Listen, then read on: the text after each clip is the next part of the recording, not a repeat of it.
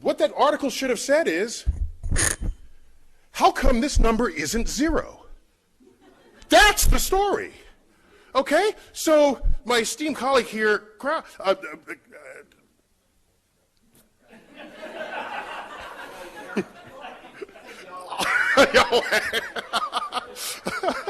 Professor Krauss here says all we have to do is make a scientifically literate public. Well, when you do, how can they do better than the scientists themselves in their percentages of who is religious and who isn't? That's kind of unrealistic, I think.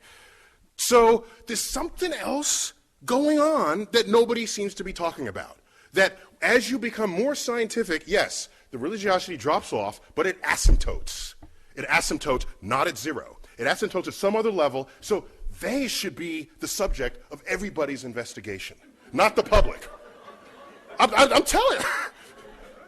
So it's not 85% reject, is that 15% of the most brilliant minds the nation has accepts it. And that's something that we can't just sweep under the rug. Otherwise, we're being disingenuous to the efforts here. And I know I'm standing between you and lunch here, so let me try to go quickly. If you don't think, I think Newton is one of the most brilliant, the most brilliant ever to sort of walk the earth. And I'm not alone in feeling this. This is his statue in Trinity Church in Cambridge, and he's through the open doorway there. And so you get close to the statue.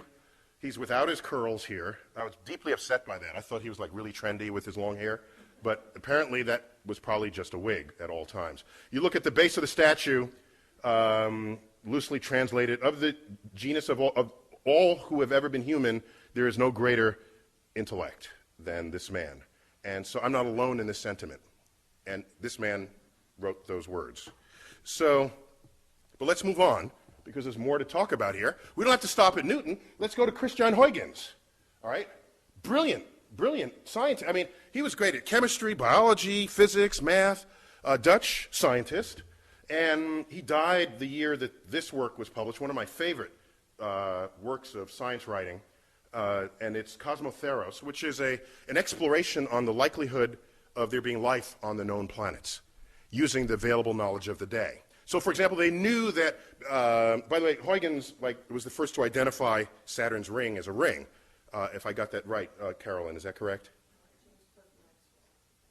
Oh, no, I thought he was the first to calculate that it would be a ring. He was then Huygens would be the first to observe it. Okay. We have Madam Saturn here in the room, in case you don't know. Okay.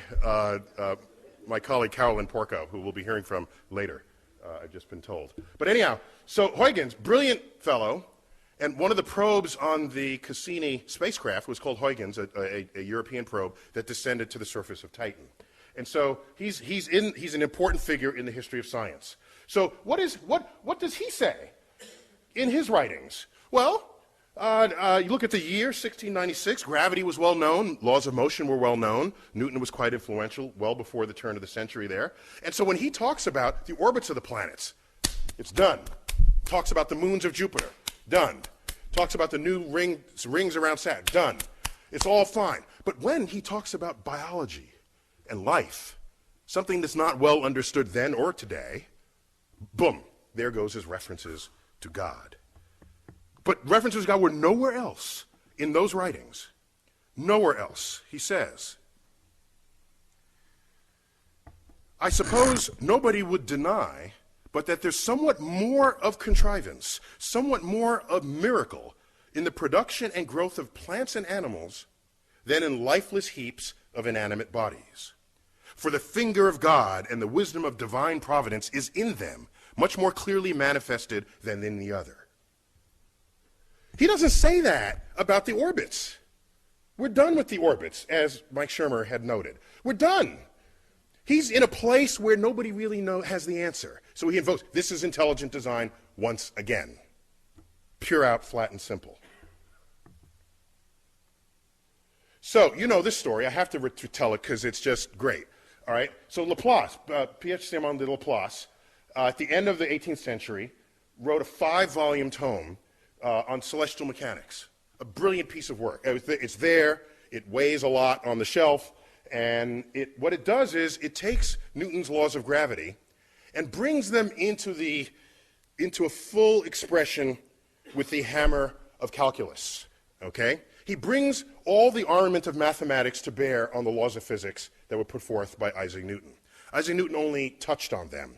They were not fully developed. And in this work, he demonstrates, he further develops something that had been percolating in the mathematical community, but he develops, and one might even say perfects, a branch of math we would call perturbation theory, where instead of pulling your hair out saying, well, how do you calculate this pair of forces and this pair, and all the equations go to hell, in perturbation theory, it allows you to systematically and reliably calculate the effect of a small tug in the presence, a series of small tugs in the presence of singular big tugs.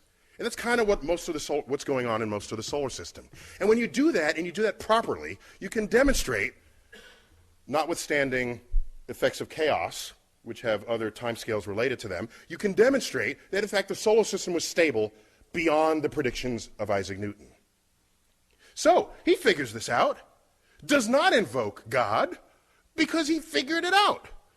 And in a story that may be apocryphal, but I see more in support of it than against it, this time coincides, of course, with the era of Napoleon, Napoleon being French, and Laplace being French. No translation necessary. Napoleon, if you visited his library, it's not just sort of books of world history and battles, it's engineering books, it's physics books. This man wanted to know where his cannonballs would land, all right?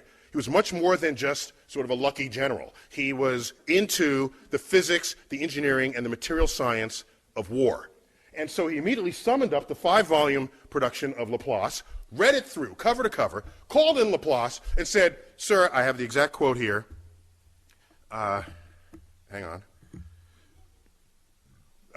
Napoleon asked him what role God played in the construction and regulation of the heavens. This is kind of like, that's what Newton would ask, right? Laplace replies, sir, I had no need for that hypothesis. And so what concerns me now is, even if you're as brilliant as Newton, you reach a point where you start basking in the majesty of God, and then your discovery stops. It just stops. You're kind of no good anymore for advancing that frontier, waiting for somebody else to come behind you who doesn't have God on the brain, and who says, that's a really cool problem, I want to solve it. They come in and solve it. But look at the time delay. This was a 100-year time delay. And the math that's in perturbation theory is like crumbs for Newton. He could have come up with that. The guy invented calculus just on a dare, practically. When someone asked him, Ike, how come planets orbit in ellipses and not some other shape? And he couldn't answer that. He goes home for 2 months, comes back, out comes integral differential calculus, because he needed that to answer that question. And so this is the kind of mind we were dealing with Newton. He could have gone there, but he didn't. He didn't. His religiosity stopped him. And so we're left with the realization, of course, that intelligent design, while real in the history of science, while real in the presence of sort of philosophical drivers, is nonetheless a philosophy of ignorance. And so, regardless of what our political agenda is, all you have to say is, science is a philosophy of discovery, intelligent design is a philosophy of ignorance. That's all. I don't need to see whether, have you discovered anything lately? If not, get out of the science classroom. But I'm not going to say, don't teach this, because it's real, it happened. So I don't want people to sweep it under the rug, because if you do, you're neglecting something fundamental that's going on in people's minds when they confront things they don't understand. And it happens to the greatest of the minds, as it happens to everyone else, many, if not most other people in the public. So let me